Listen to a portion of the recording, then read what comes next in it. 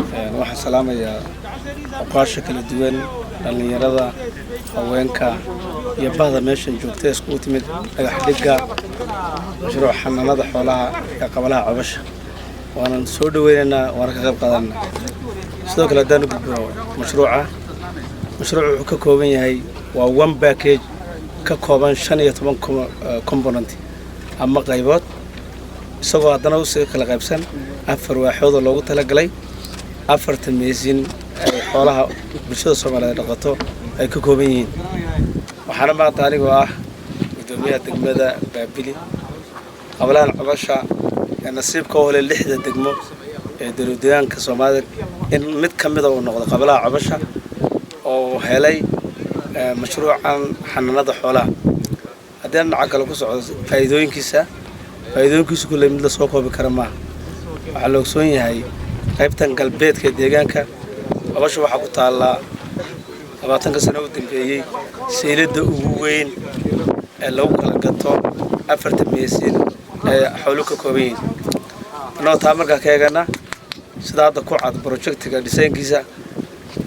waxa u dhammaystiran dhammaan kaabayaasha dhaqaalaha sida electriga biyihii jidkii iyo waxyaabaha kale asaasiga u ah in ay xarunta noqoto xarun ay ka helaan bulshada adeeg hufan oo isla markaana salaam waxa dhacda marka qaarkood in maanta qofkii fogaan dheer jeeq gobolka dheer meel kala fog baa laga keenay xoolaha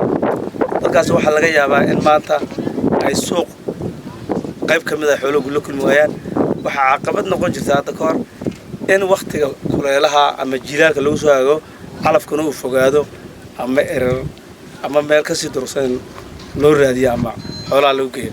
laakiin maanta sida hadda halkacad waxyaabaha ku faa'iido guud waxa weeyaan maadaama biyihii laga dhaxlayo calafkii xoolaha tayeysan waliba calafkii xoolaha tayeysan laftiisa lagu helayo goobtii seelada aynu jirin wax ka yar 500 mitir ay u jirto waxa ay noqonaysaa dadka wata xoolaha iyo xoolaha laftigooda inay helaan faa'iido ah nasiimo isla markaana xoolaha ayna ka dhicin miisaankii lagu keenay suuqa lagu talagalay qofku ku iibsado ta kale iyada faa'iido kale shacabka leeyahay waxa weeyaan mashruucan maadaama muddada uu soconaya tahay muddo 6 bilood ah waxa iyadna ka laga heli doona bulshada qabalaha cabasha oo nasiib heshay in maanta ay ka mid noqoto 6 degmo ee loogu talagalay in mashruuc laga fuliyo mid kamid ah maadaama tahay dhinaca shaqaaburka waxa iyadna shaqaabur ka heli doona haween dhalinyaro iyo bulshada qaybadeeda kala duwan nimba taagtay iyo nimba xirfadii iyada laftigeeda taasina waa istiraatiijiyada dawladda iyo xisbiga BB u dajiyay bulshada si loogu abuur lahaa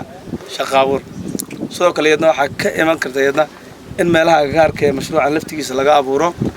meelo yar yar oo dabakaayoona ama maqaaxiyo isla markaana bulshadu ay ku kala ganacsato iyadna laftigeedu waxay noqon doontaa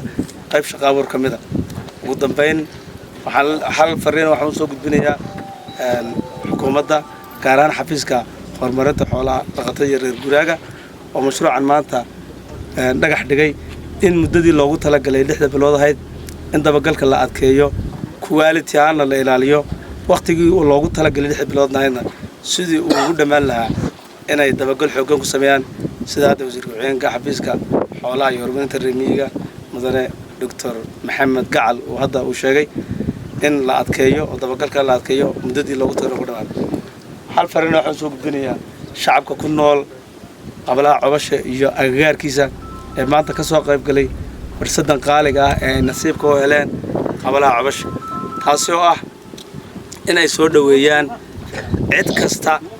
oo qayb ka ah mashruucan fulintiisa hadday tahay xubinka fulinaya qandaraaslaha hadday tahay xafiiskii hadday tahay cid kale oo iyada saameyn ku leh iyada laftigooda ay ku gacansiiyaan oo sidii dabeecad wanaagga ahayd ee soo dhaweynta lahayd ee haddaba ku caanamaaleen ay kaga horeeyaan maanta qabalada kale laftigoodana inay sii xoojiyaan